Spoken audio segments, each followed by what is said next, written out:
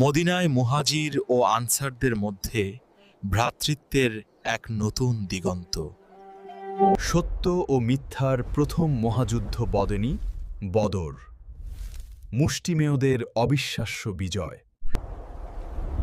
অহুদ ও খন্দকের মতো কঠিন পরীক্ষায় ধৈর্য ও কৌশল। হুদায়বিয়ার সন্ধি, আপাতদৃষ্টিতে পরাজয়, কিন্তু এটি ছিল ভবিষ্যতের চাবিকাঠি। 10 বছর পর মক্কায় রক্তপাতহীন বিজয়, ক্ষমা ও দয়ার এক মহৎ উদাহরণ।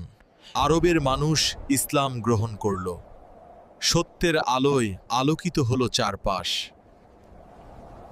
বিদায় হজ, জীবনের শেষ হজ, আরাফাতের ময়দানে মানবজাতির জন্য তার চূড়ান্ত বার্তা।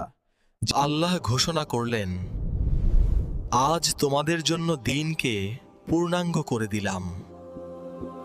63 বছর বয়সে তিনি ফিরে গেলেন তার রবের সান্নিধ্যে।